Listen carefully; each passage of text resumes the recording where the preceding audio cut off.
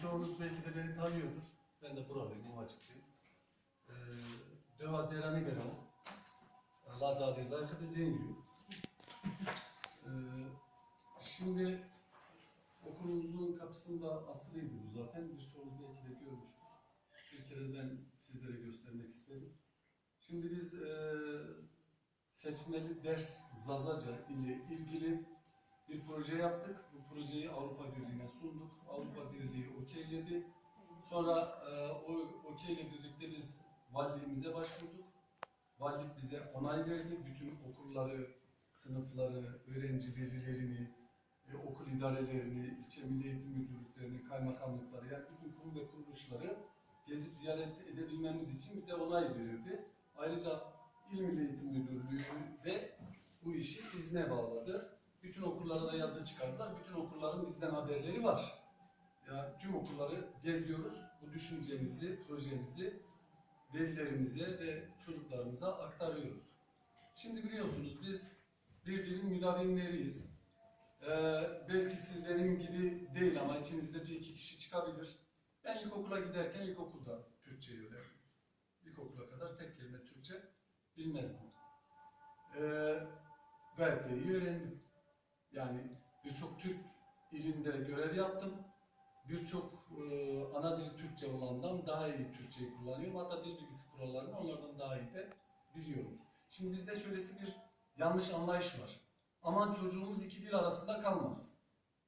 Hemen evde çocukla otomatikman Türkçe konuşmaya başlıyoruz. Kendi dilimizi öteliyoruz.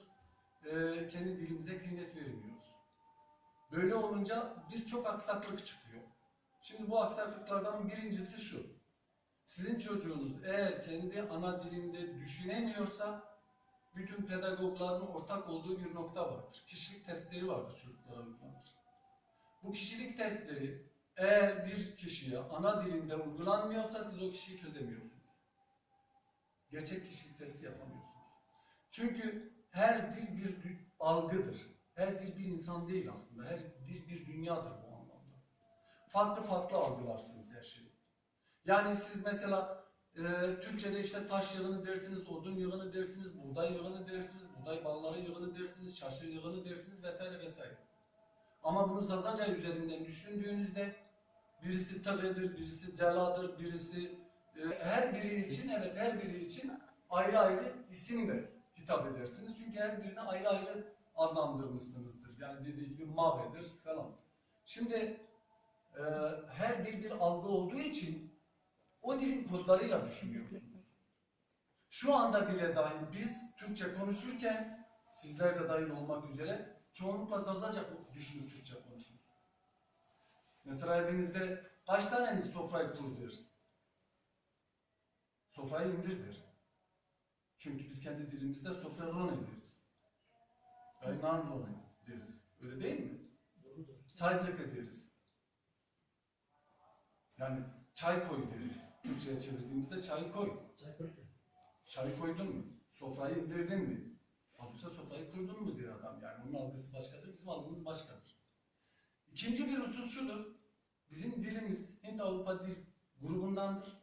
O dil ailesinden olduğu için o dili bilen çocuklarımız İrani diller grubunda olduğu için önce Farsça, Osetçe gibi dilleri, Talişçe gibi dilleri çok kolay öğrenirler. Ardından İspanyolca, Fransızca, Almanca, İngilizce gibi Avrupa dillerini çok kolay öğrenirler. Biz bunu kendi yaşantımızda biliyoruz. Kendimizden bunun örneklerini biliyoruz. İki dil bilen bir çocuk, üçüncü dili çok kolay öğrenir. Üçüncü dili öğrenen, dördüncü dili çok kolay öğrenir. Bir çocuk, beş dili bir arada çok rahat öğreniyor. Yani siz aileden bireyin biri çocukla Zazaca, diğeri Türkçe konuşursa, çocuk her ikisini konuşacak. Zazaca konuşana dönüp Zazaca konuşacak, Türkçe konuşana dönüp Türkçe konuşacak. Benim iki kızım var. Annemi 2010'da kaybettik biz. Benim annem tek kelime Türkçe konuşmazdı. Benim çocuklarım annemle yüz yüze geldiklerinde otomatikman Zazaca konuşurlardı. Çünkü onlar kendini öyle kodlamıştı. Biliyordu ki neneleri Türkçe konuşmuyor, Türkçe bilmiyor. Onunla otomatikman Zazaca konuşuyorlardı. Bize dönüp bizimle Türkçe konuşuyorlardı. Şimdi bu böyledir. Çocuk böyle kendini koruyor. Birisi de İngilizce konuşsa ona döndüğünde onunla da İngilizce konuşacak çocuk. Yani burada biz yanlış düşünüyoruz. İki dil arasında kalma düşüncesi tamamen yanlış bir düşünce. Bunu anlayın. Her biriniz şunu çok istiyor. Çocuğumuz yabancı dili çok iyi öğrensin. Yani iyi İngilizce öğrensin. Türkçe üzerinden İngilizce öğrenilmiyor biliyor musunuz? Türkçe üzerinden Moğolcayı rahat öğrenirsiniz. Türkçe üzerinden Çince'yi rahat öğrenirsiniz. Ama Türkçe üzerinden Hint Avrupa dillerini öğrenemezsiniz. İmkanı yok. Bir diğer husus şu. Eğer bizim çocuklarımız okullarında Zazaca ders alırlarsa aidiyet duyguları gelişir. Benim gibi okula gidenleriniz var idiyse, çünkü ben çok dayak yedim. Evde Zazaca annemle babamla konuşuyorum diye öğretmenlerimiz bizim içerimizden jurnalci arkadaşlar belirlerlerdi. Onlar evleri gezerdi. Biz konuşanları not eder. Sabahtan öğretmene verirdi. Sabah daha ilk derste tahtaya dizerdi öğretmen bizi. Sen evde konuştun, sen konuştun, sen konuştun. Al sana dayak, al sana tokat. Biz kendimizi hiç ait hissetmiyorduk okulda. Yani biz okula zorla gidiyorduk. Okula zorla gidiyorduk çünkü aidiyet duygumuz yok. Şimdi çocuklarımız burada 2 saat kendi dillerinde eğitim gördüklerinde buradaki öğretmen arkadaşlar da, idareci arkadaşlar da çok rahat edecek. Çocuklarımızın başarısı %100 artacak çünkü çocuklar kendini buraya ait hissedecekler. Burayı yabancı görmeyecek, yadırgamayacaklar. Uyumları daha kolay olacak. Psikolojik olarak da daha rahat edecekler. 2012'de devlet bu hakkı verdi. Biz hep şunu düşünürüz. Ya hak istenmez, hak alınır deriz. Sözüm ona hak mücadelesi veririz. Ama verilen hakka da sahip çıkmayız. Hak verilmiş, onu da kullanmayız. Bunu sizin için söylemiyorum. Burada var. Bu okulumuzun idarecilerine de, velilerine de sonsuz teşekkürlerimizi sunuyoruz. Var.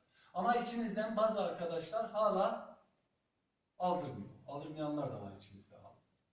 Bu yanlışı yapmayın. Burada çocuğunuza yanlış yaparsınız. Çocuğunuz yarın öbür gün büyüdüğünde bunun hesabını sizden sorar.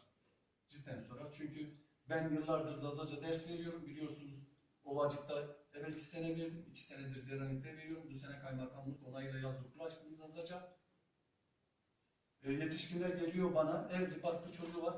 Hocam bize de kurs açsana. Annemiz babamız bizimle konuşmadı. Allah kahretsin.